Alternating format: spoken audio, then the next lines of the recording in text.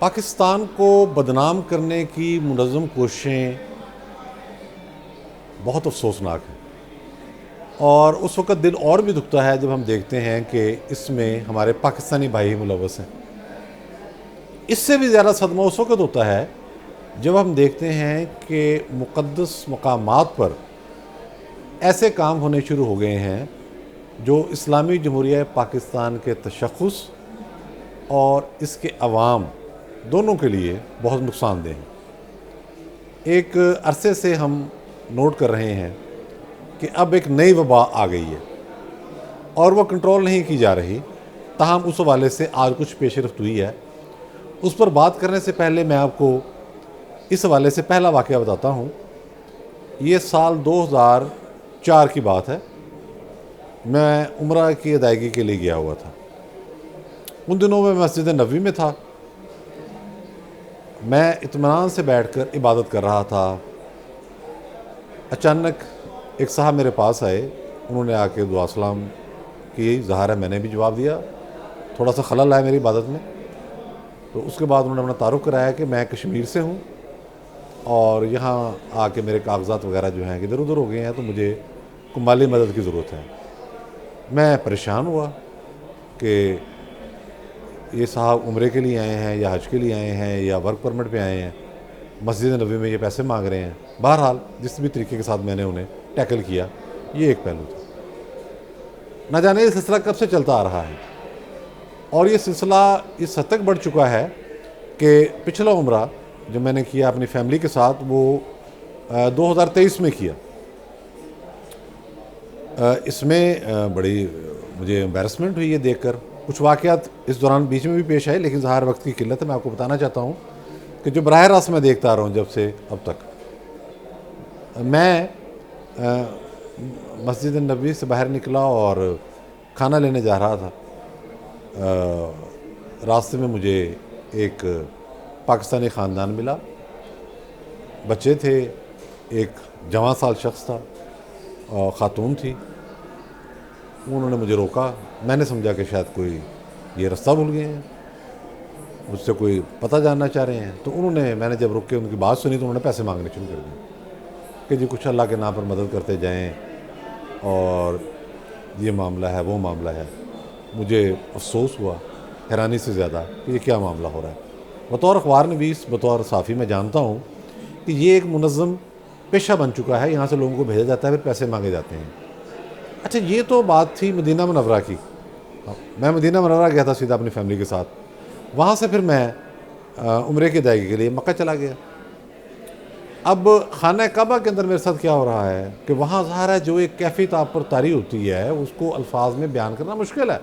1400 سال سے لکھاری، بلکہ جو علماء کرام ہیں اس کیفیت کو بیان کرنے کی کوشش کرتے ہیں، لیکن وہ حق ادا نہیں کر پاتے۔ اب وہاں خشوع و حضور کے ساتھ عبادت میں مشغول تھا، تو مجھے وہاں بھی ایک شخص ملا۔ اس نے بچی کی عمر کچھ 3-4 سال ہوگی، اس کو اپنے کندھے پر اٹھایا ہوا تھا، احرام پہنا ہوا تھا۔ اس کے ساتھ بھی ایک خاتون تھی، ان کی فیملی تھی۔ تو اس نے خانہ کعبہ کے اندر مجھ سے مانگنا شروع کر دیا کہ جی کچھ مدد کر دیں، کوئی یہ کر دیں، کوئی وہ کر دیں۔ تو یہ آپ اندازہ لگائیں کہ یہ لوگ کس طریقے سے یہاں سے جاتے ہیں، پھر وہاں جا کر پیسے مانگتے ہیں اور پاکستان کو کس طرح سے بدنام کر رہے ہیں۔ آگے ہماری پریشانیاں کم ہیں کیا؟ اب پورے ملک کو بدنام کرنا، پوری کمیونٹی کو بدنام کرنا، یہ کسی صورت گوارا نہیں ہے۔ حیرت اس بات پر ہوئی کہ جب ہمیں پتہ لگا کہ اس حوالے سے کوئی پراپر قانون موجود نہیں ہے کہ اگر کوئی پاکستانی باہر جا کر پیسے مانگے تو آپ کیا کریں گے۔ اب یہاں سے جو لوگ ان کو بھیج رہے ہیں وہ باقاعدہ ان کے گروپ بناتے ہیں، وہ طے کرتے ہیں کہ اتنے پیسے ہم آپ پر لگا رہے ہیں اور اتنے پیسے مانگ کر آپ نے آنے ہیں، اور وہاں جگہ جگہ مانگتے ہیں۔ تو اب ایک بڑی اچھی ڈیولپمنٹ اس حوالے سے ہوئی ہے۔ وزارت داخلہ نے ایک رپورٹ تیار کی ہے جس میں یہ کہا گیا ہے کہ یہ ترمیمی بل ہے۔ ایک تو بھیک مانگنے کی انہوں نے تعریف کر دی ہے، اور سب سے امپورٹنٹ بات کہ جو شخص بھیک مانگنے کے لیے کسی کو بھرتی کرے، یہ ہے اصل پوائنٹ، کیونکہ یہ جرم جو ہے یہ چلتا پاکستان سے ہے، اسے 7 سال قید اور 10 لاکھ روپے تک جرمانہ ہوگا۔ یہ اگر ہم یہاں سے اس چیز کو کنٹرول کریں گے تو وہاں جا کے ہمارا تشخص بچے گا۔ اس طرح کی جو حرکتیں ہیں یہ دیکھیں ہم مقدس مقامات کی بھی توہین کر رہے ہیں، اور اس میں بہت زیادہ وضاحت کر دی گئی ہے کہ وہ جو بندہ امپریشن دے رہا ہوتا ہے نا بعض اوقات کہ میں جی بھیک نہیں مانگ رہا تھا، میں تو فلاں جو مسواک بیچ رہا تھا جی، میں تو وہاں پر کوئی تسبیح بیچ رہا تھا، حالانکہ وہ پاؤں پڑ جاتے ہیں کہ کچھ اللہ کے لیے دے جائیں، میں تو جی وہ گاڑی کا شیشہ صاف کر رہا تھا وہاں جا کے۔ تو اس میں یہ جو بل تیار کیا گیا ہے اس میں اس کی تمام جزیات پرو دی گئی ہیں، اور اس میں یہ بات یقینی بنائی گئی ہے کہ ایسا کوئی بھی انداز جس کے ذریعے کو باہر جا کر بجائے عبادت کرنے کے وہاں بھیک مانگنا شروع کر دے، یا اپنا کام کرنے کے وہاں بھیک مانگنا شروع کر دے، پروفیشنل گداگر کی صورت اختیار کر لے، تو اس کو معاف نہیں کیا جائے گا۔ میں سمجھتا ہوں کہ یہ بہت ہی صحیح فیصلہ ہے، اور یقیناً اس قانون کی منظوری کے بعد اس پر عمل درآمد بھی ہوگا اور معاملہ FIA کے ہاتھ میں آ جائے گا۔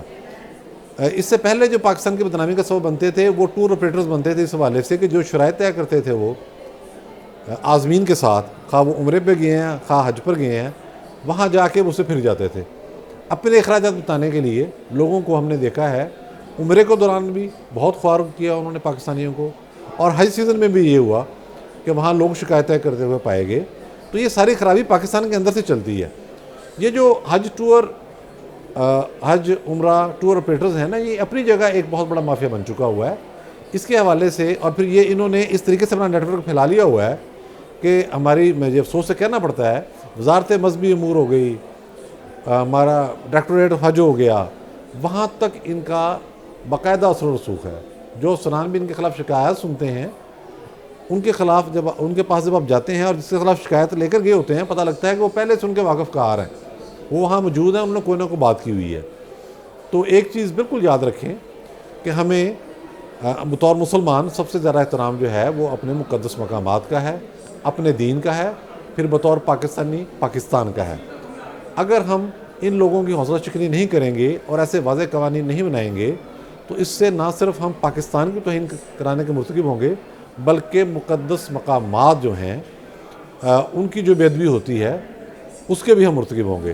تو اس ساری صورتحال پر ہمیں مل کر قابو پانا چاہیے، اور میں سمجھتا ہوں کہ بہت بروقت یہ فیصلہ ہو گیا ہے۔ آخر میں پھر یہ کہوں گا کہ آپ جب بھی حج عمرہ ادا کرنے جائیں، آپ یقیناً آپ جاتے ہیں تو اس چیز پر غور کریں کہ جو مانگنے والا آپ کو مل رہا ہے وہ بنیادی طور پر کوئی بھکاری نہیں ہے، جو یہاں سے خرچہ کر کے گیا ہوا ہے، عمرہ کرنے گیا ہوا ہے، حج کرنے گیا ہوا ہے، وہاں جا کے وہ بھیک کو پیشے کے طور پر اختیار کر رہا ہے، تو وہ میرے اور آپ کے ساتھ بھی ظلم کر رہا ہے۔ بہت شکریہ۔